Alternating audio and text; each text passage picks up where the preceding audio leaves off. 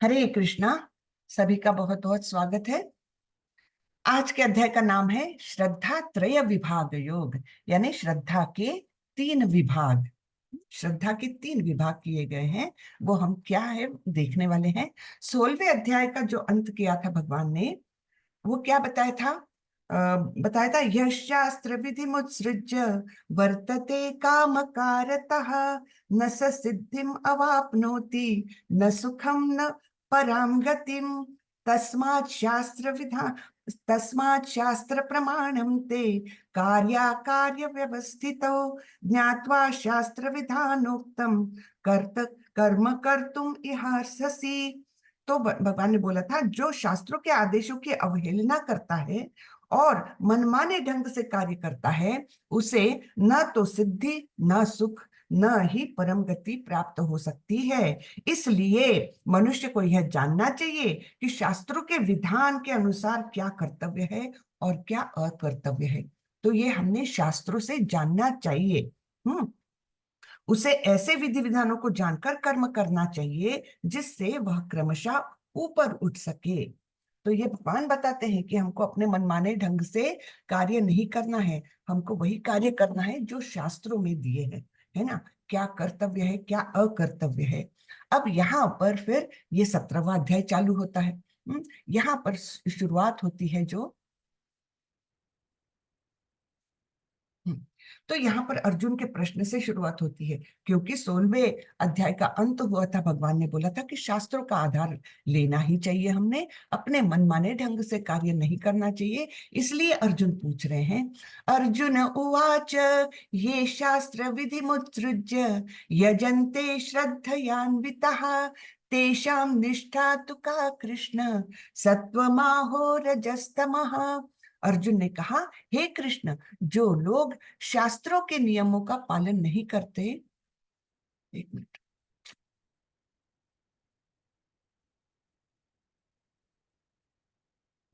जो लोग शास्त्र के नियमों का पालन न करके अपनी कल्पना के अनुसार पूजा करते हैं, उनकी स्थिति कौन सी है? वे सतोगुणी हैं, रजोगुणी हैं या तमोगुणी? हाँ, तो यहाँ पर अर्जुन पूछ रहे हैं, आपने ये तो बता दिया कि जो शास्त्रों के नियमों के अनुसार कार्य नहीं करते, अपने मन गढ़ंत तरीके से कार्य करते हैं, उनको ना तो परम गति मिलती है, ना सुख मिलता है ना। और अगला जन्म ही अच्छा मिलता है, ये तो बता दिया। लेकिन अब कई लोग हैं जो शास्त्र जानते ही नहीं है, हमारे जैसे भी लोग जो अभी तक तो कुछ भी जानते ही नहीं थे, है ना। तो मनमाने ढंग से ही होता था कि चलो किसी ने बोल दिया कि अरे ये गुरुवार का उपवास कर लो तो ऐसा फल मिलता है, चलो ये देवता की पूजा कर लो तो ऐसा फल मिलता है। हमने भी सबने किया है ना। आप मैं सभी उसी कैटेगरी के हैं। तो भगवान को अर्जुन पूछ रहे हैं कि ऐसे जो लोग हैं, जो शास्त्रों के नियमों का पालन नहीं करते और अपनी कल्पना के अनुसार पूजा करते हैं, उनकी स्थिति कौन सी है? वे क्या सतोगुणी हैं या रजोगुणी हैं या तमोगुणी? ये पूछ रहे हैं अर्जुन। तो उसका उत्तर दे रहे हैं भगवान। श्री भगवान उवाच त्रिविधा भवति श्रद्धा देहिनां सा स्वभावजा सात्विकी राजसी चैव तामसी चेति ताम शृणु। भगवान ने कहा, देहधारी जीव द्वारा अर्जित गुणों के अनुसार उसकी श्रद्धा तीन प्रकार की हो सकती है, सतोगुणी, रजोगुणी अथवा तमोगुणी। अब उसके विषय में मुझसे सुनो। तो तीन प्रकार की श्रद्धा हो सकती है जो मनगढ़ंत तरीके से की जाती है। श्रद्धा है उसकी, लेकिन वो कैसी है? भगवान बोल रहे वो तीन प्रकार की हो सकती है अगर ये मनगढ़ंत है, शास्त्रों के अनुसार नहीं है। तो उसके लिए यहाँ पर बताया गया है जो रजोगुणी है। अब रजोगुणी से ही क्यों चालू किया? क्योंकि तमोगुणी लोग तो श्रद्धा रखेंगे ही नहीं। तो अगर कोई श्रद्धा रख रहा है तो निश्चित रूप से कम वो रजोगुणी है। लेकिन रजोगुणी लोगों की क्या खासियत है? वो अपने इच्छा पर बल देते हैं, अपनी इच्छा आकांक्षाओं को वो सीमित नहीं रख पाते, एक के बाद दूसरी इच्छा, है ना। और वे अथक परिश्रम करते जाते हैं जीवन में। तो ऐसे लोग क्या बोलते हैं? भगवान बोलते हैं ऐसे लोग हैं कर्मी, उनको वो कर्म करते जाते हैं और उसके बाद उनको क्या मिलता है? वो काम काम से मतलब आसक्ति से, अत्यंत ज्यादा आसक्ति से वे प्रभावित होते हैं। और उनको क्या मिलता है, उनको स्वर्ग लोग ज्यादा से ज्यादा, अगर उन्होंने अच्छे कर्म किए तो वो स्वर्ग लोक तक उनकी पहुंच जा सकती है ना। कुछ पुण्य भी कमाएंगे क्योंकि दान वगैरह भी करेंगे हम, ऐसे कर्मी लोग, तो उनको कहा जाता है कर्मी। फिर दूसरे होते हैं जो सत्व गुण में रहते हैं, उनको ज्ञानी कहा जाता है। तो सत्वगुणी लोगों को पढ़ाई लिखाई में रुचि रहती है ना। हम देखते हैं ज्ञान से और सुख के भाव से वे बंधे रहते हैं। और रजोगुणी लोग कौन सी चीज से बंधे हैं, वो सकाम कर्म से बंधे हुए हैं, इच्छाओं से बंधे हुए हैं। तो ये सत्वगुणी जो लोग हैं, वे ज्ञान के और सुख के माध्यम से बंधे हैं इस भौतिक जीवन में। वो ज्ञान का अनुसरण करते हैं, हाँ। और उनको, उनका गंतव्य है मुक्ति की ओर। तो ज्यादा से ज्यादा ज्ञानी लोग कहाँ तक जा सकते हैं, ब्रह्मन की स्टेज तक। अब हमने देखा है भगवत प्राप्ति के 3 चरण, हमने इसके पहले भी डिस्कस किया है। कौन से हैं, भगवान, परमात्मा, सॉरी, ब्रह्मन, परमात्मा और भगवान, है ना। तो सबसे अंतिम चरण जो है वो है भगवान का, जो अत्यंत श्याम सुंदर स्वरूप में गोलोक वृंदावन में नित्य वास करते हैं। तो अब ये सात्विक लोग क्या करते हैं, फिर उनकी पहुंच है ज्यादा से ज्यादा ब्रह्मन तक, हाँ, ब्रह्मलोक तक जाते हैं। लेकिन जो भक्त है वो क्या, कहाँ रहता है, वो शुद्ध सत्व में स्थित है, जो यानी तीनों गुणों के बंधन से वो मुक्त हो गए। भक्त लोग ऐसे होते हैं, शुद्ध सत्व में रहते हैं, वे भक्ति करते हैं और प्रेमा भक्ति की स्टेज तक पहुंच जाते हैं। प्रेम करने लगते हैं, बिल्कुल अनन्य भक्ति जिसे कहते हैं, प्रेमा भक्ति तक पहुंच जाते हैं। और उनका गंतव्य है कृष्ण, है ना। तो ये तीनों का गंतव्य बताया गया है। रजोगुणी कहाँ जाएगा, सत्वगुणी व्यक्ति कहाँ जाएगा, और शुद्ध सत्व में जो भक्त है वो कहाँ जाएगा। तो हम देखते हैं यहाँ भगवान ने बताया है कि 3 प्रकार की श्रद्धा है, सतोगुणी, रजोगुणी अथवा तमोगुणी। अब इसके विषय में हमसे सुनो। हे भरत पुत्र, विभिन्न गुणों के अंतर्गत अपने अपने अस्तित्व के अनुसार मनुष्य एक विशेष प्रकार की श्रद्धा विकसित करता है। अपने द्वारा अर्जित गुणों के अनुसार ही जीव को विशेष श्रद्धा से युक्त कहा जाता है। तो जो तमोगुणी रहेगा उसकी श्रद्धा तमोगुणी, फिर रजोगुणी, सत्वगुणी, इस प्रकार रहेगा। यजन्ते सात्विका देवान् यक्ष रक्षांसि राजसः प्रेतान् भूतगणाश्चान्ये यजन्ते तामसा जनः। सतोगुणी व्यक्ति देवताओं को पूजते हैं, रजोगुणी यक्षों व राक्षसों की पूजा करते हैं, और तमोगुणी व्यक्ति भूत प्रेतों को पूजते हैं। ठीक है।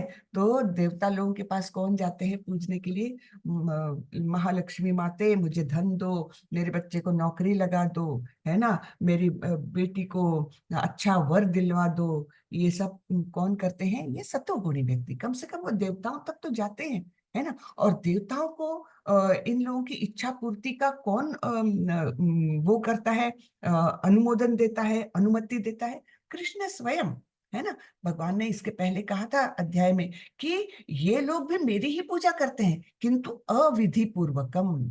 मेरी पूजा कैसे करते हैं, अविधि पूर्वकम, ये मुझे ही पूजते हैं, क्योंकि इनकी इच्छा पूर्ति करने वाला कौन हूं, मैं ही हूँ।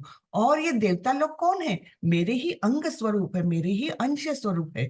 तो वैसे उनकी पूजा अविधि पूर्वकम, मेरी ही पूजा है, ये भी बोला है भगवान ने। तो हमने इसके पहले भी उदाहरण देखा था, भगवान को तृप्त करना यानी जैसे कोई पौधे के जड़ में पानी डालना, भगवान को पूजना, है ना। तो वो योग्य विधि हुई। लेकिन अगर आप हर एक टहनी को, हर एक पत्ते को पोषण देने की का प्रयत्न करोगे, तो वो योग्य विधि है ही नहीं, उससे उस पूरे पौधे को पोषण नहीं मिल सकता। इसी प्रकार जब हम कृष्ण की पूजा करते हैं तो सारे देवी देवता अपने आप में संतुष्ट हो जाते हैं। किंतु अगर हम एक एक देवता की पूजा करें, मुझे धन की चाहिए तो इनके पास चलो, मुझे अगर मेरी बेटी के लिए योग्य वर चाहिए तो इनके पास चलो, इस प्रकार से हर काम के लिए अगर हम अलग अलग देवताओं के पास जाएंगे तो पूरे पौधे को यानी पूर्ण संतुष्टि होगी क्या, संपूर्ण भगवान की संतुष्टि हो सकती है क्या, नहीं होती। किंतु वे बड़े ही दयालु है, इसलिए इच्छा पूर्ति वो कर सकते हैं, कर देते हैं। भगवान ने बोला है कि ऐसी इच्छा लेकर जो देवताओं के पास जाते हैं तो निश्चित रूप से उनकी भौतिक इच्छाएं मैं पूरी कर देता हूँ, लेकिन जो भक्त मेरे पास आता है उसको मैं अपने पास ले आता हूँ। जहां से उसको वापस भौतिक जगत में जाने की जरूरत ही नहीं है, जाना ही नहीं पड़ता। ठीक है। तो सतोगुणी व्यक्ति देवताओं को पूजते हैं, रजोगुणी यक्षों और राक्षसों की पूजा करते हैं, और तमोगुणी व्यक्ति भूत प्रेतों को पूजते हैं। ठीक है। जो लोग दंभ तथा अहंकार से अभिभूत होकर शास्त्र विरुद्ध कठोर तपस्या और व्रत करते हैं, जो काम तथा आसक्ति द्वारा प्रेरित है, जो मूर्ख है तथा शरीर की भौतिक तत्वों को तथा शरीर के भीतर स्थित परमात्मा को भी कष्ट पहुंचाते हैं, वे असुर कहे जाते हैं। तो यहाँ पर ये व्यक्ति देखिए कैसे अपने पूरे चेहरा और गर्दन तक का भाग पूरा जमीन में धंसाकर उल्टा ये करके कुछ कर रहे हैं। तो क्या इससे भगवान प्रसन्न होंगे? वो सोचेंगे ये क्यों कर रहे हो तुम?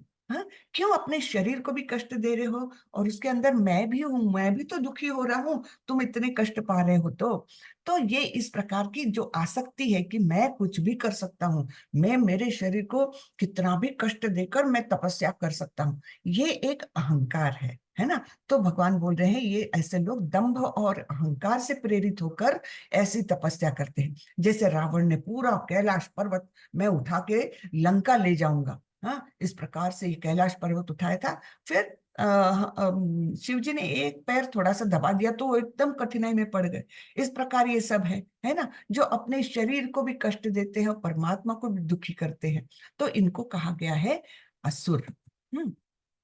फिर भगवान सॉरी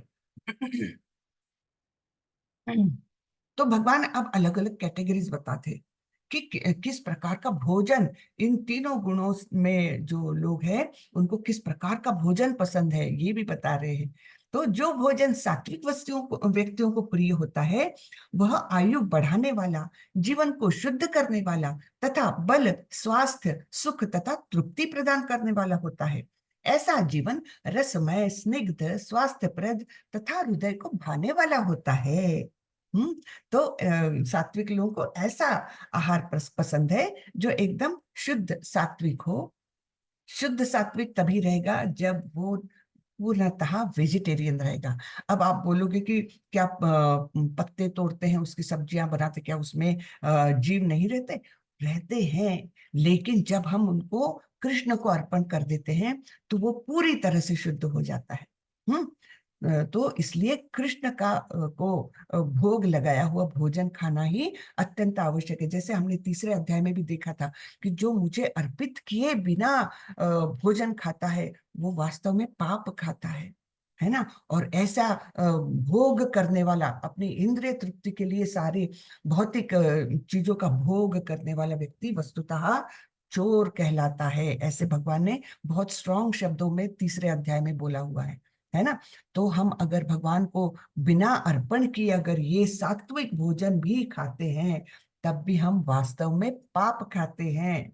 ठीक है। तो ऐसे नहीं करना है हमको, भगवान को पहले अर्पण करके हमने भोजन खाना है। ठीक है। तो ये सात्विक लोगों की पसंद है क्या, कि ऐसा भोजन खाए जिससे आयु बढ़े और जीवन को शुद्धता प्राप्त हो, है ना, बल बढ़े, स्वास्थ्य वर्धक हो, सुख और तृप्ति मिले, है ना। ऐसा भोजन ये सात्विक लोगों को प्रिय होता है। फिर अत्यधिक तिक्त, खट्टे, नमकीन, गरम, चटपटे, शुष्क तथा जलन उत्पन्न करने वाले भोजन रजोगुणी व्यक्तियों को प्रिय है। ऐसे भोजन दुख, शोक तथा रोग उत्पन्न करने वाले हैं। हाँ, तो जो लोग चाट खाना पसंद करते हैं, बहुत बहुत तीखा, बहुत बहुत नमकीन, है ना, खट्टा, ऐसा जो जिससे खाते समय एकदम पसीना आ जाए, इतना तीखा, ऐसे खाने वाले लोग होते हैं, तो वो रजोगुणी होते हैं, है ना। और अल्टीमेटली उसका क्या फल मिलता है उनको? उनको दुख, शोक और रोग मिलता है? और खाने से 3 घंटे पूर्व पकाया गया, स्वादहीन, वियोजित एवं सड़ा, जूठा तथा अस्पृश्य वस्तुओं से युक्त भोजन उन लोगों को प्रिय होता है जो तामसी होते हैं। तो वो तो बहुत ही गंदा होता है जो तामसी भोजन है।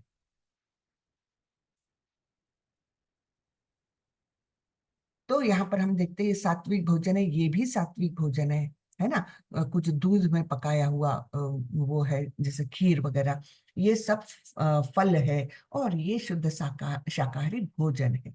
और ये रजोगुणी लोगों के लिए, जो जीभ पर रखते ही एकदम जलन महसूस हुए, या इस प्रकार का जो भोजन है, अत्यंत तीखा, गरम या नमकीन चटपटा, ऐसा जो है भोजन रजोगुणी लोगों के लिए। तमोगुणी लोग तो देखिए, उनको ये क्या है ये क्या है पता है? ये एक प्रकार का चीज है। हाँ, चीज तो चलिए दूध से बना है, लेकिन उसमें डला क्या है? हाँ, उसमें डला है, वो एक प्रकार के कीड़े रहते हैं, कृमि रहते हैं, उनको कॉम्प्रेस करके वो चीज बनाया जाता है। तो ये जो ब्लैक ब्लैक दिख रहा है ना, काला दिख रहा है ना, वो वास्तव में कुछ कीटाणु है, कृमि है, जिनको खास करके इस चीज में इस्तेमाल किया जाता है। तो ये तो मतलब बहुत ही गंदा, किसी को हम खा रहे हैं। और नीचे जो दिया है वो तो सड़ा हुआ है, उसमें अपने आप ही इल्लियां पैदा हो गई है, और वैसा खाना तमोगुणी लोग खा लेते हैं। ठीक है, तो ऐसा खाना स्वादहीन है ना, सड़ा है और जूठा है, अस्पृश्य वस्तुओं से युक्त भोजन तामसी लोगों को प्रिय होता है। अब आप बोलोगे ये खाने से 3 घंटे पूर्व पकाया गया, ये क्यों बोला गया है? तो आजकल तो सभी लोग ऐसा खाते हैं, है ना। जो ऑफिस जाते हैं सवेरे से टिफिन भर लेते हैं और 5-6 घंटे के बाद खाते हैं। बच्चे लोग स्कूल जाते हैं तो ऐसा ही खाना खाते हैं। तो क्या करेंगे इसका? तो इसके लिए वो अब हम हमारी समस्या तो है, उसका समाधान कैसे मिले? तो ऐसा भोजन हमेशा हमने भगवान को अर्पण करके अगर हमने अपना पैक कर लिया, तो फिर उसमें ये दोष नहीं आएगा। क्योंकि भगवान का जो प्रसाद होता है, वो उसके उसके लिए ये मर्यादा नहीं है कि 3 घंटे पूर्व ही पकाया गया, 3 घंटे पूर्व से पहले पकाया गया हो, ये मर्यादा उसके लिए नहीं है। हम्म? यज्ञों में वही यज्ञ सात्विक होता है जो शास्त्र के निर्देशानुसार कर्तव्य समझकर उन लोगों के द्वारा किया जाता है जो फल की इच्छा नहीं करते। तो ऐसा जो यज्ञ है वह सात्विक है, जो शास्त्र के निर्देशों को निर्देशानुसार कर्तव्य समझकर, हाँ, कर्तव्य समझकर, कोई उसके पीछे आकांक्षा नहीं है, ये मुझे करना ही चाहिए, ये समझकर जो करते हैं, तो और फल की आशा नहीं रखते, ऐसा यज्ञ सात्विक कहा जाता है। यहाँ पर बताया है जप कर रहे हैं, है ना। तो ये यज्ञ है, क्योंकि 10वें अध्याय में भगवान ने बताया था यज्ञानाम जप यज्ञोस्मि, है ना, यज्ञों में मैं जप यज्ञ हूँ। और इस कलयुग के लिए संकीर्तन यज्ञ या जप यज्ञ, ये ही सर्वश्रेष्ठ बताया गया है। तो इसके लिए ये जो है इसे सात्विक यज्ञ कहा गया है। और ये है लेकिन हे भरत श्रेष्ठ, जो यज्ञ किसी भौतिक लाभ के लिए गर्ववश किया जाता है, उसे तुम राजसी जानो। तो ऐसे लोग दिखावा करने जाते हैं, है ना, या तो भौतिक लाभ के लिए कि मुझे किस चीज, मुझे इलेक्शन में सीट मिल जाए या इलेक्शन में मैं जीत जाऊं, इस प्रकार के भौतिक लाभ के लिए अगर कोई यज्ञ किया जाता है, और लोगों को दिखाने के लिए कि देखो मैं कितना धार्मिक प्रवृत्ति का इंसान हूँ, मैंने इतने बड़े यज्ञ का आयोजन किया है ना, इस प्रकार गर्ववश अगर कोई यज्ञ करता है, तो उसे राजसी जानना है। जो यज्ञ शास्त्र के निर्देशों की अवहेलना करके, प्रसाद वितरण किए बिना, वैदिक मंत्रों का उच्चारण किए बिना, पुरोहितों को दक्षिणा दिए बिना तथा श्रद्धा के बिना संपन्न किया जाता है, वह तामसी माना जाता है ना। यहाँ पर एक बताया है, इनका नाम मैं भूल गई, असुर है ये। तो इन्होंने शिव जी को प्रसन्न करने के लिए क्या किया पता है? उन्होंने बोला कि अगर शिव जी मेरे सामने नहीं आए तो मैं अपना गला काट दूंगा। तब शिव जी आए, क्योंकि शिव जी तो अत्यंत करुणामय है, आशुतोष कहा जाता है, बहुत जल्दी प्रसन्न होने वाले। तो ऐसा ये तप क्या अच्छा है? नहीं, ये तामसी है ना। किस प्रकार से संपन्न किया जा रहा है? सामने वाले को, शिव जी को मजबूर करके एक प्रकार से, कि उनको ये बता के कि मैं देखो मैं अपने प्राण त्याग दूंगा, मेरे सामने प्रकट होइए। तो ये तो अच्छा अच्छा नहीं है, इसे तामसी माना जाता है। तो ऐसा यज्ञ कैसा किया जा रहा है? प्रसाद भी वितरण नहीं किया, वैदिक कैसा किया जा रहा है? प्रसाद भी वितरण नहीं किया, वैदिक मंत्रों का भी उच्चार नहीं किया, और पुरोहितों को, जो वो यज्ञ संपन्न करने आए हुए हैं सपोज, तो उनको भी दक्षिणा नहीं दी, श्रद्धा नहीं है उसके अंदर, तब उसको तामसी कहा जाता है। देवद्विज गुरु प्राज्ञ पूजनम शौचमार्जवम ब्रह्मचर्यम अहिंसांच शरीरम तप उच्यते। परमेश्वर, ब्राह्मणों, गुरु, माता पिता जैसे गुरुजनों का पूजन करना तथा पवित्रता, सरलता, ब्रह्मचर्य और अहिंसा ही शारीरिक तपस्या है। अब इसे अलग अलग कैटेगरी में भगवान बता रहे हैं कि शरीर की तपस्या क्या है, मन की तपस्या क्या है, इस प्रकार से बताएंगे। तो शरीर की तपस्या क्या है कि जो पूजनीय लोग होते हैं उनकी पूजा करना आवश्यक है। यहाँ पर जैसे ये बच्चा बहुत अच्छे से प्रभुपाद जी को हार पहना रहे हैं, है ना, तो ये है शारीरिक तपस्या। उसमें पवित्रता, सरलता, ब्रह्मचर्य और अहिंसा, इनका पालन करना भी शारीरिक तपस्या में शामिल है। अनुद्वेगकरं वाक्यं सत्यं प्रियहितं च यत् स्वाध्यायाभ्यसनं चैव वाङ्मयं तप उच्यते। सच्चे, भाने वाले, हितकर तथा अन्यों को क्षुब्ध न करने वाले वाक्य बोलना और वैदिक साहित्य का नियमित पारायण करना, यही वाणी की तपस्या है। तो हमने बोलते समय क्या ध्यान रखना चाहिए? हमने सच तो बोलना है, लेकिन फिर भी सामने वाले को प्रिय लगे, हाँ, भाने वाला लगे, और उसके हित का भी हो, ऐसी ही बातें हमने बोलना चाहिए। हाँ, तो ये वाणी की तपस्या कही जाती है कि जिससे कि सामने वाला वो ना हो, मतलब क्रोधित ना हो, ऐसे हमने शांत, माइल्ड ऐसे वाक्य बोलने चाहिए, है ना, सॉफ्ट बोलना चाहिए हमेशा। सामने वाले को उत्तेजित करने वाले शब्द हमने नहीं बोलने चाहिए। सत्य तो बोलना है, ऐसा नहीं कि सामने वाले को खुश करने के लिए हम असत्य भाषण करें, बिल्कुल नहीं, तब तो मौन धारण करना ज्यादा अच्छा है। हाँ, तो सच्चा भी बोलना है, सामने वाले को प्रिय लगे ऐसा भी बोलना है, और उसके लिए हितकर भी हो, और ऐसा भी कि जिससे उसे किसी प्रकार का क्रोध न आए, ऐसी ये वाणी की तपस्या है। संतोष, सरलता, गंभीरता, आत्मसंयम एवं जीवन की शुद्धि, ये मन की तपस्या है। क्या क्या है? संतोष, हर परिस्थिति में मन में संतोष रहे, सरलता रहे स्वभाव में, कि हम किसी शत्रु से भी अगर बात कर रहे हैं तब भी उसको ये समझ में आ जाए कि ये मनुष्य कपटी नहीं है, मन में कपट नहीं है, कोई दूजा भाव नहीं है। इस प्रकार सरलता रहे हमारे व्यवहार में, मन में, है ना, और गंभीरता, यानी ये नहीं कि चंचलता हमारी रहे मन में, ऐसी चंचलता रहे कि एक समय, एक क्षण में हम कोई चीज सोच रहे हैं, दूसरे क्षण दूसरी चीज सोच रहे हैं, ये नहीं, एक स्थिरता रहे। जैसे समुद्र का पानी स्थिर रहता है, गंभीर रहता है, वैसे, है ना। आत्म संयम एवं जीवन की शुद्धि, ये मन की तपस्या है। अब यहाँ पर हम चित्र में क्या देख रहे हैं? ये शुक मुनि है, करीबन 16 साल के नौजवान ये है, व्यक्ति है वे इस समय। और क्या हुआ कि वे जा रहे थे एक तालाब के किनारे से, और वहां पर अनेक यंग लड़कियां स्नान कर रही थी, है ना, निर्वस्त्र होकर स्नान कर रही थी। और शुक मुनि की खासियत ये है कि वे हमेशा निर्वस्त्र रहे, ठीक है। तो ये 16 साल की वहां से गए, लेकिन उन महिलाओं ने कपड़े पहनने की कोशिश तक नहीं की, उनको यानी लज्जा का वो नहीं हुआ, ऐसा नहीं लगा कि अरे जल्दी से हमने कपड़े धारण कर लेने चाहिए, नहीं लगा उनको। लेकिन थोड़ी देर के बाद वहां से व्यास मुनि यानी शुक मुनि के पिताजी वहां से गुजरे, तो सारी लड़कियां एकदम शर्म के मारे उन्होंने अपने वस्त्र धारण कर लिए। तब व्यास मुनि ने उनको पूछा, मेरा इतना यंग लड़का, युवा लड़का जो यहाँ से गुजरा है, तब आप लोगों को जरा भी लज्जा नहीं आई, और आप लोगों ने ऐसे चेष्टा भी नहीं की कि कपड़े पहन ले। लेकिन मैं जो इतना बूढ़ा व्यक्ति हूँ, मैं यहाँ से जा रहा हूँ, तब आप लोगों को लज्जा आ रही है, तो इसका कारण क्या है? तब उन लड़कियों ने बताया कि महाराज, जो आपके पुत्र गए ना, वो इतने निष्कपट है कि उनको स्त्री देह और पुरुष देह, इनका, उनकी भिन्नता भी वो समझते नहीं है, इतने वो निष्कपट है, इतने शुद्ध मन के हैं, सरल मन के हैं।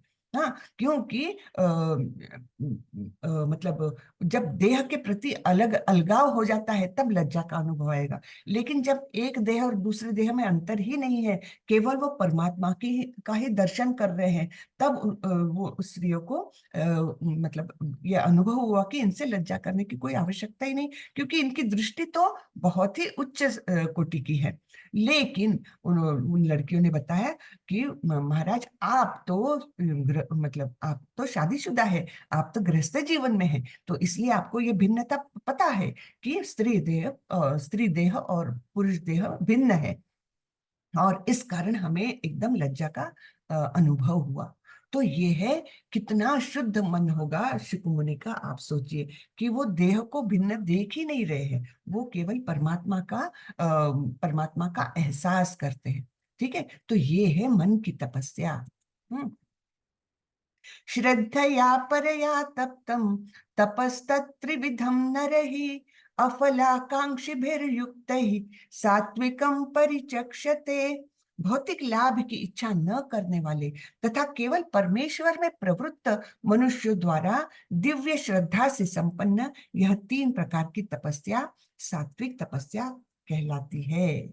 तो जैसे यहाँ पर वृंदावन परिक्रमा कर रहे हैं, हाँ, गोवर्धन परिक्रमा कर रहे हैं, मायापुर की परिक्रमा कर रहे हैं, तो ये सात्विक तपस्या है ना। इसमें भी शरीर को तकलीफ हो रही है, लेकिन ये बड़े ही प्रेम भाव से की जा रही है, तो इसे कहेंगे सात्विक तपस्या।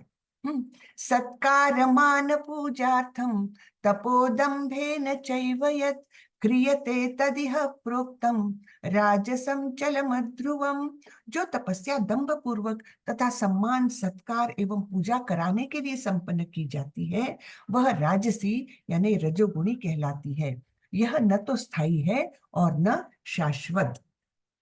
तो ऐसी तपस्या जो है, इसका ये कोई स्थायी नहीं होती है, वो टेम्पररी आपको कुछ फायदा मिल सकता है, जैसे देवताओं की पूजा करके हमको कुछ भौतिक लाभ प्राप्त हो सकता है, जो अत्यंत अस्थायी है ना, क्षणिक और अस्थायी, इस प्रकार से वर्णन किया है।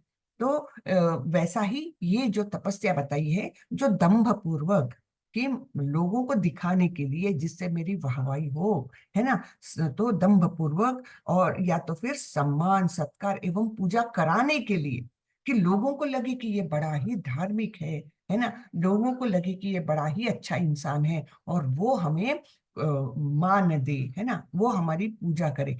इस इच्छा से जब ये तपस्या की जाती है, तो वो राजसी कहलाती है, और वो न तो स्थायी है न अविनाशी है।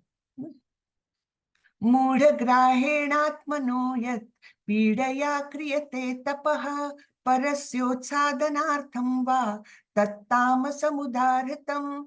मूर्खतावश आत्म उत्पीड़न के लिए या अन्यों को विनष्ट करने के या हानि पहुंचाने के लिए जो तपस्या की जाती है, वह तामसी कहलाती है। तो कई हमने पुराणों में देखा है, कई लोग कैसे तपस्या करते हैं कि मैं ऐसी शक्ति पाऊं जिससे मैं दुनिया पर राज कर सकूं, दुनिया को पीड़ा दे सकूं, है ना। एक भस्मासुर की कहानी तो आप लोगों को पता होगी। उन्होंने ऐसा वरदान मांगा शिव जी से, लेकिन क्या किया, जैसे ही वरदान प्राप्त हुआ तो सबके सिर पर हाथ रखना चाहा कि देखो मैं तुमको भस्म कर सकता हूँ, है ना। तो ये मूर्खतावश आत्म उत्पीड़न के लिए या अन्यों को विनष्ट करने के लिए, या तो खुद को कष्ट दे रहे हैं या तो दूसरों को कष्ट दे रहे हैं, ऐसी जो तपस्या है वो तामसी तपस्या है। दातव्यमिति यद्दानं दीयतेनुपकारिणे देशे काले च पात्रे च तद्दानं सात्विकं स्मृतम्। जो दान कर्तव्य समझकर किसी प्रत्युपकार की आशा के बिना समुचित काल तथा स्थान में और योग्य व्यक्ति को दिया जाए, वो सात्विक माना जाता है। तो अब दान के विषय में भगवान बताएंगे 3 प्रकार के दान कैसे कैसे हैं। हाँ, तो जो दान कर्तव्य समझकर कि मुझे इस व्यक्ति का मतलब ये मेरा कर्तव्य है कि मैं कृष्ण भावनामृत का प्रसार जहां जहां तक कर सकूं उतना करूं, ऐसे विचार से ये प्रभु जी किसी को किताबें दे रहे हैं, है ना।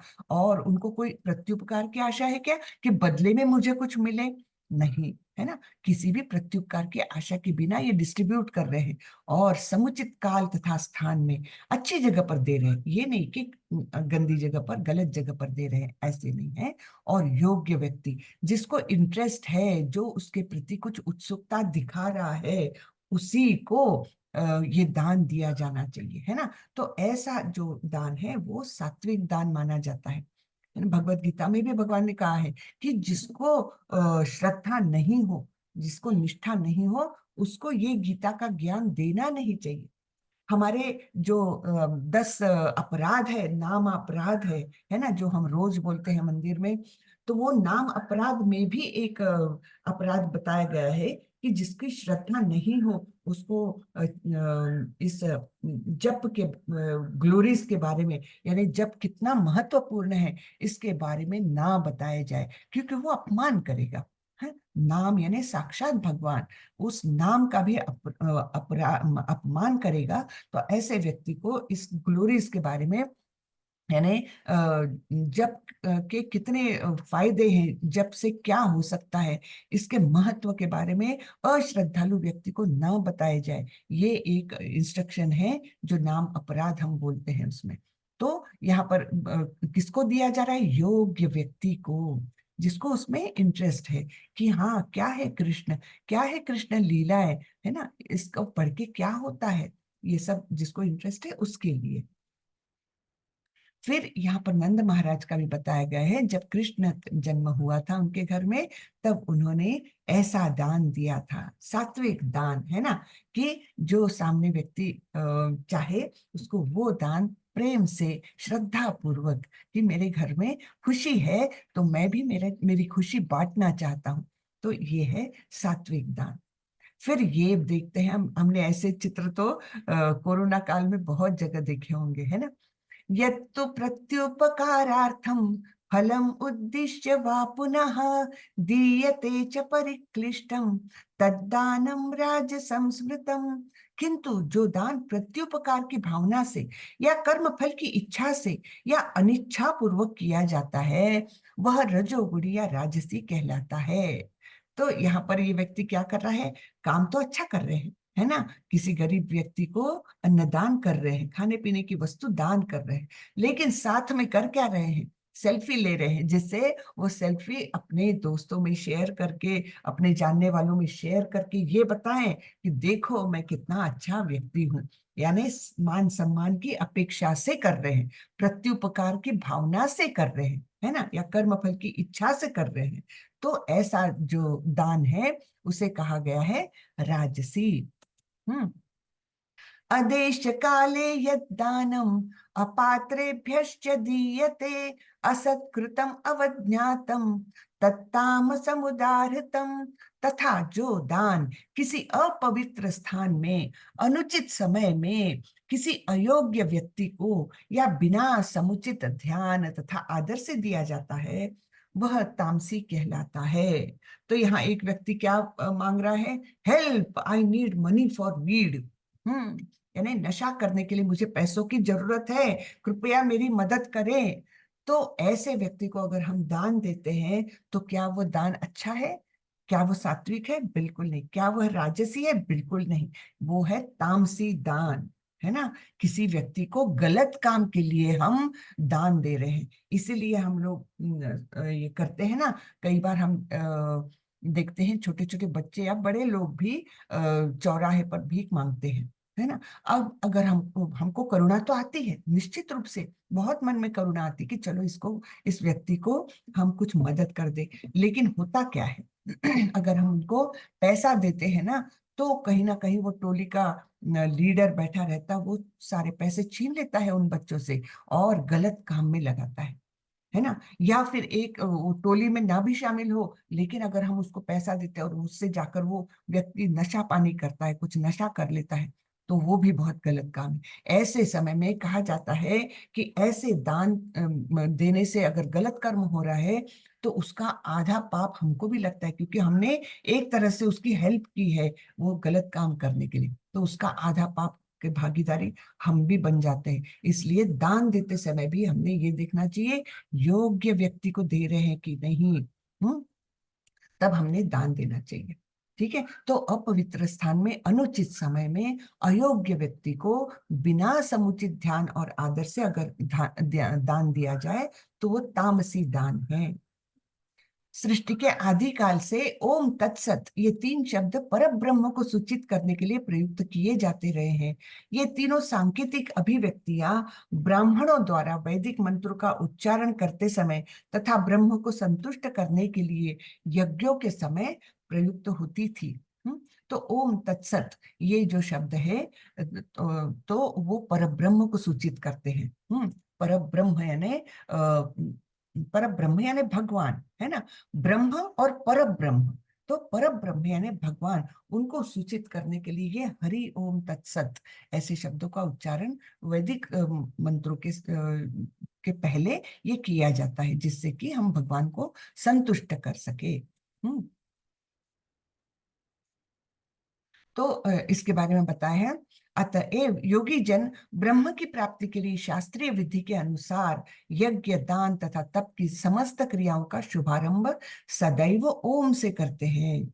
तो ओम शब्द का क्या महत्व है कि कोई भी अच्छे चीज का शुरुआत जब हम करते हैं तो ओम शब्द से करना चाहिए, क्योंकि ओम का मतलब विष्णु, विष्णु से सर्वोच्च लक्ष्य को इंगित करने के लिए वैदिक श्लोक या भजनों की शुरुआत में रखा गया है।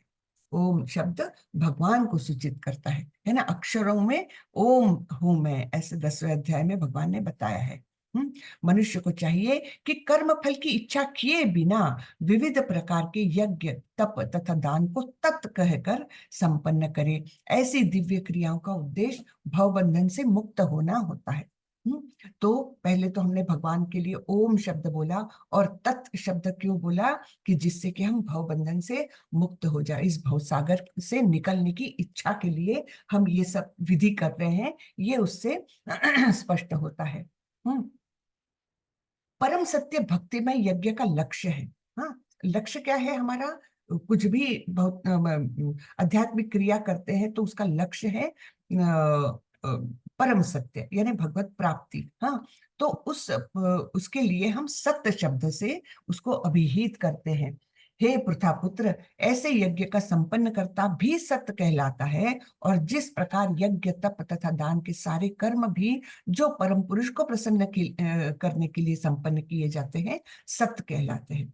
तो ऐसी सारी ही क्रियाएं, जो यज्ञ हो चाहे दान हो तप हो, जो परम पुरुष के लिए की जाती है, उनको प्रसन्न करने के लिए की जाती है, तो ऐसी क्रियाएं भी सत्य यानी अविनाशी कहलाते हैं, है ना। भगवान का स्वरूप कैसा है, सत्य चित आनंद, सत्य यानी अविनाशी। तो उस अविनाशी परम पुरुष के लिए को प्रसन्न करने के लिए हम अगर क्रिया करते हैं तो वो क्रिया भी अपने आप में सत्य हो जाती है। तो सत्य का अर्थ है शाश्वत। प्रभु की सेवा के लिए की गई गतिविधियां सत्य को प्रकट करती है। इस तरह की गतिविधि में क्रियाओं का प्रदर्शन शाश्वत हो जाता है, गतिविधियों का उद्देश्य शाश्वत है, और गतिविधियों के लाभ भी शाश्वत हो जाते हैं। ठीक है ना, तो ये बहुत ही महत्वपूर्ण है, ओम तत्सत शब्दों का उच्चारण क्यों किया जाता है। अश्रद्धया हुतं दत्तं तपस्तप्तं कृतं च यत् असदित्युच्यते पार्थ न च तत्प्रेत्य नो इह। हे पार्थ, श्रद्धा के बिना यज्ञ दान या तप के रूप में जो भी किया जाता है वह नश्वर है, वह असत कहलाता है, और इस जन्म तथा अगले जन्म दोनों में ही व्यर्थ जाता है। तो बिना श्रद्धा की अगर हम कुछ भी कृति करते हैं तो वो असत है और नश्वर है ना। तो श्रद्धा तो बहुत ही इंपॉर्टेंट, लेकिन श्रद्धा कैसी है, शास्त्र विधि के अनुसार। अगर हम मनगढ़ंत तरीके से करेंगे तो 3 भौतिक उसमें आ जाएंगे, और बिना ही श्रद्धा के अगर करेंगे तो वो तो असत है। तो प्रभुपाद जी बोलते हैं, बद्ध अवस्था में लोग देवताओं, भूतों या कुबेर जैसे यक्षों की पूजा के प्रति आकृष्ट होते हैं। यद्यपि सतोगुण रजोगुण तथा तमोगुण से श्रेष्ठ है, लेकिन जो व्यक्ति कृष्ण भावनामृत को ग्रहण करता है वह प्रकृति के इन तीनों गुणों को पार कर जाता है। सफलता पाने के लिए उपयुक्त गुरु प्राप्त करके उसके निर्देशन में प्रशिक्षण प्राप्त करना चाहिए, तभी ब्रह्म में श्रद्धा हो सकती है। जब कालक्रम से यह श्रद्धा परिपक्व होती है तो इसे ईश्वर प्रेम कहते हैं। यही प्रेम समस्त जीवों का चरम लक्ष्य है। अतएव मनुष्य को चाहिए कि सीधे कृष्ण भावनामृत ग्रहण करे। इस 17वें अध्याय का यही संदेश है। ठीक है। तो श्रद्धा से ईश्वर प्रेम तक जाने के अनेक स्टेजेस हैं। वो स्टेजेस क्या है? सबसे पहला श्रद्धा, फिर भजन क्रिया, साधु संगा, सॉरी, श्रद्धा, साधु संगा, भजन क्रिया। साधु संग यानी भक्तों का संग। तीसरी स्टेज है भजन क्रिया, हम भजन करने लगते हैं, हम जप करने लगते हैं। फिर क्या है? भजन क्रिया। फिर अनर्थ निवृत्ति। अनर्थ निवृत्ति यानी हमारे अंदर के जो अनेक कल्मश है वो धुलने लगते हैं, निकलने लगते हैं। हाँ, जैसे कि कोई दर्पण से हम धूल साफ करते हैं तो वो क्रिया कैसी है, वैसे ही जब हम भजन क्रिया करते हैं, जप करते हैं, तब हमारे अंदर के कल्मश निकलने लगते हैं।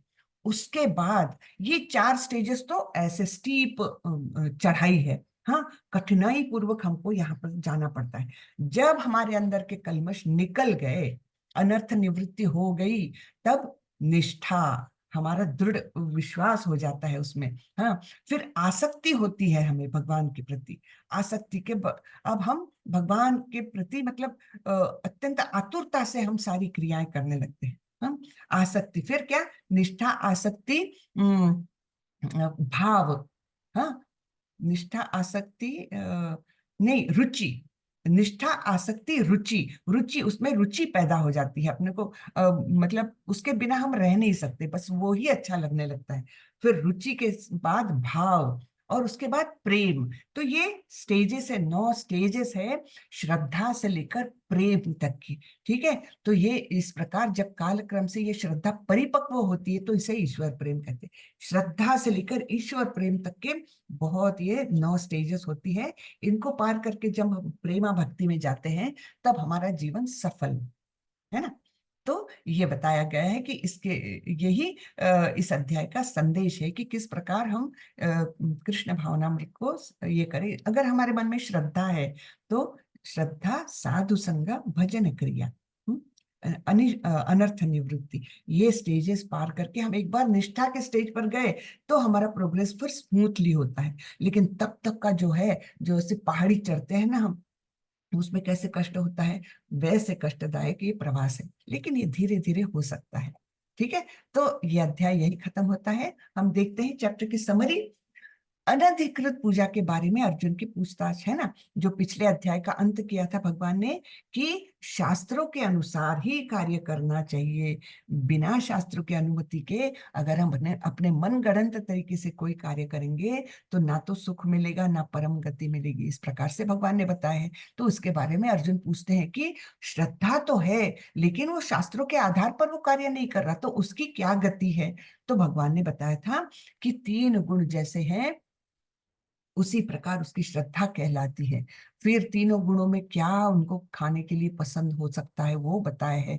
तीनों गुणों में यज्ञ कैसे होते हैं वो बताए हैं। 3 तरह की तपस्या क्या है वो भी बताए हैं, है ना। तो 3 गुणों की तपस्या, फिर दान और फिर ओम तत्सत शब्दों के बारे में बताया है। ठीक है। तो यहीं पर ये 17वां अध्याय हमारा खत्म होता है। किसी को कोई प्रश्न हो तो पूछ सकते हैं। हरे कृष्णा। हरे कृष्णा। जी, सुधीर प्रभु। हरे कृष्णा, दंडवत प्रणाम माता जी। दंडवत एक तो प्रणाम ये प्रभु। अभी बताया था कि भगवान जो शिव जी हैं वो जी, आशुतोष है। आशुतोष का क्या आशय बताया माता जी? आशुतोष यानी बहुत जल्दी से प्रसन्न होने वाले। तोष यानी अच्छा। प्रसन्नता, और आशु यानी बहुत जल्दी प्रसन्न होने वाले, ये आशुतोष का मतलब। तो और भगवान शिव दूसरी जी माता जी, आशुतोष है। जी प्रभु। हाँ, दूसरी चीज ये अभी जैसे बताया ना, स्टेजेज अलग अलग। जी तो सबसे पहले श्रद्धा बताई है, जी जी जी। फिर साधु संग, हाँ, हम कोई फिर भक्तों के संग में फिर आ भजन जाते हैं। क्रिया। जी भजन क्रिया। जी। फिर अनर्थ निवृत्ति। फिर फोर्थ अनर्थ निवृत्ति। हाँ, पांचवा माता जी? निष्ठा। निष्ठा। अच्छा। और निष्ठा, छठे रुचि, आसक्ति। आसक्ति, नहीं, निष्ठा, रुचि, आसक्ति। निष्ठा एक अच्छा बार ये स्थित हो गई, फिर रुचि, रुचि आ जाती है उसमें, स्वाद मिलने लगता है उसके, यानी निष्ठा के नाम जप बाद में भी। रुचि। हाँ, निष्ठा, निष्ठा के रुचि, बाद रुचि। आसक्ति। और आसक्ति सेवेंथ है। हाँ, आसक्ति, फिर भाव और फिर प्रेम। अच्छा, ठीक है माता जी, ये अलग अलग स्टेज हो गई। ये स्टेजेस है। और जो अनर्थ निवृत्ति तक की जो है वो हम्म। तब तक पार करना बहुत मतलब कठिन होता है। अनर्थ निवृत्ति सबसे कठिन है ना, अपने अंदर के सारे कल्मश निकल जाए, ये सबसे कठिन है। और जब वो निकल गए तो आगे हम्म। का रास्ता आसान हो जाता है। हम्म। ये माता जी शायद ये उसमें भक्ति रसामृत में लिखा हुआ है ना ये सब।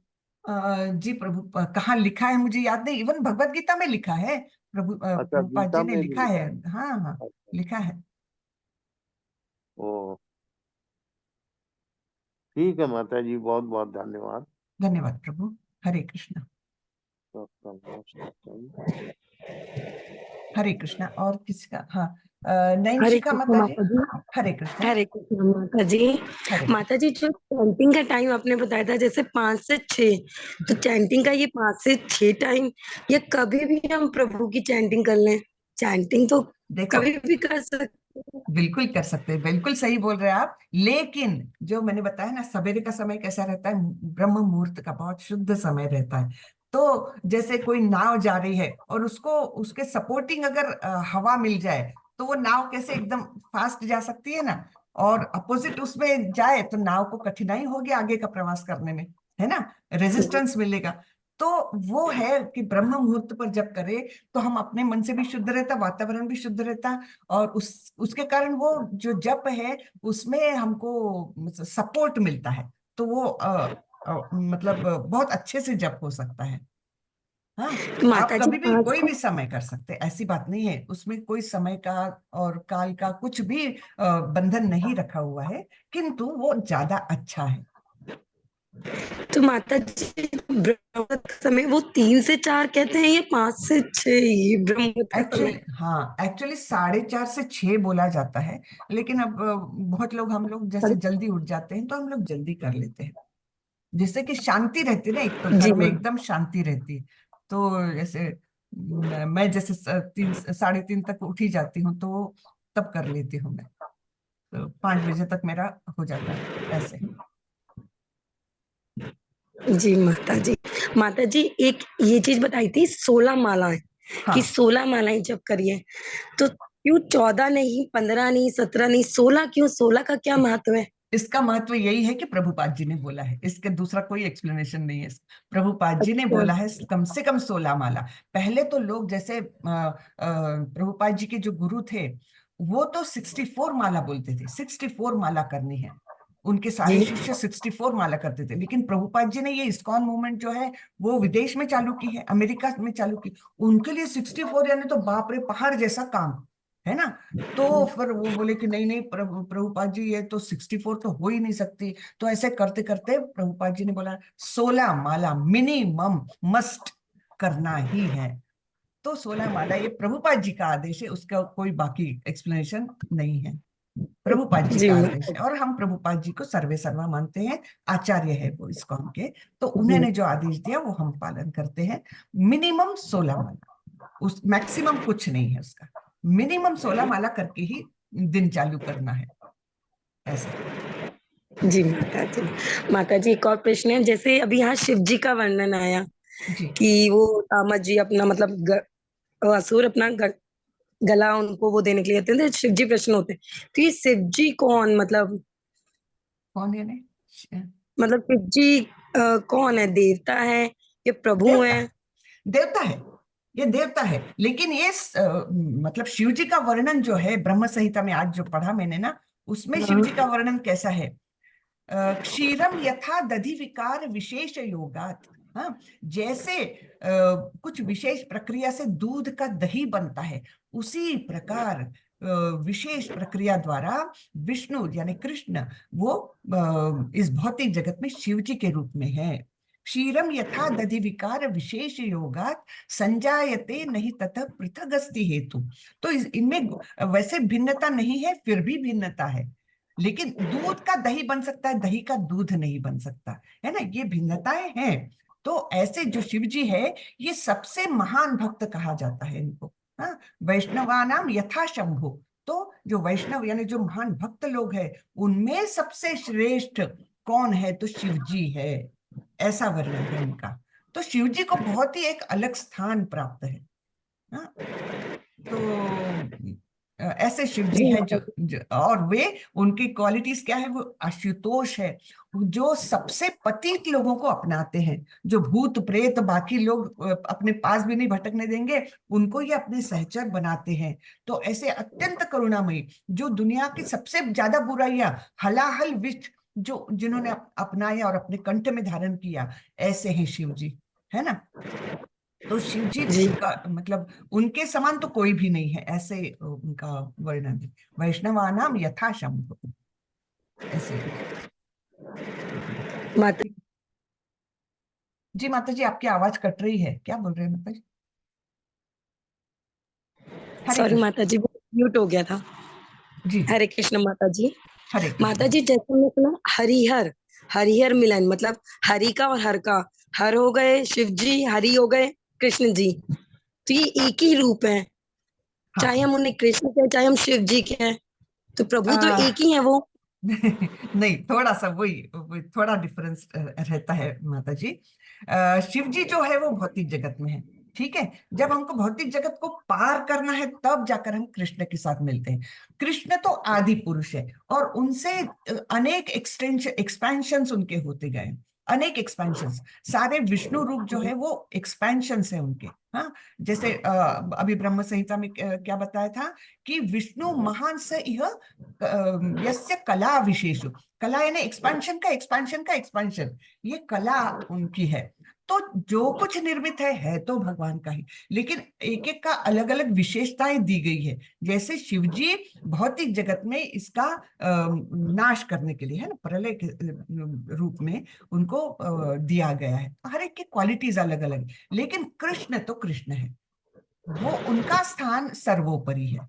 तो हम कंपेयर नहीं कर सकते, हाँ, कंपेयर नहीं कर सकते, क्योंकि कृष्ण का स्थान इन सबसे ऊंचा ही माना जाता है गोलोक वृंदावन में। और शिव जी जो है वो भौतिक जगत में, भौतिक इसका वो देखते हैं। तो इसलिए हम कृष्ण के स्थान पर शिव जी को नहीं ले सकते, कृष्ण तो कृष्ण है। हाँ, शिव जी भी बहुत इंपॉर्टेंट है, बहुत ज्यादा उनको आदर सम्मान सब कुछ देना चाहिए, फिर भी कृष्ण तो कृष्ण है, वो सर्वोपरि है। ये ध्यान में रखना चाहिए, हर एक देवताओं का स्थान अलग अलग है, वो हमने ध्यान में रखना चाहिए। यानी यानी शिव जी भी उनके अंग स्वरूप ही हुए, कृष्ण नहीं हुए, उनके अंग स्वरूप ही हुए। ठीक है माता जी। जी हरे धन्यवाद कृष्ण। माता जी। हरे हरे कृष्ण कृष्ण। माता जी। हरे कृष्ण। हरे कृष्ण। किसी के कुछ प्रश्न है क्या? रेवती माता जी, हरे कृष्ण। रेवती माता जी,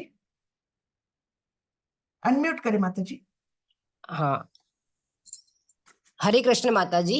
हरे कृष्ण। जी माता जी। हाँ माता जी, मैं क्विज के बारे में पूछना चाह रही हूँ। जी। मेरे पास जो लिंक आई है क्विज के लिए, जी। तो वो ओपन करने के बाद में क्वेश्चन आंसर्स नहीं आ रहे हैं, हम्म। आपको क्वेश्चंस लॉगिन नहीं आ रहे करना हैं। होगा ना, लॉगिन करना होगा आपको। तो आप, लॉगिन पासवर्ड, हाँ लॉगिन करना होगा, तो मैडम लॉगिन पासवर्ड होगा ना? हाँ, तो वो आपने जो दिया होगा वही। क्षमा ओके माता जी, मैडम। थोड़ा सा गाइड कर दीजिए आप। माता जी, पहले आईडी क्रिएट करनी होगी आपको।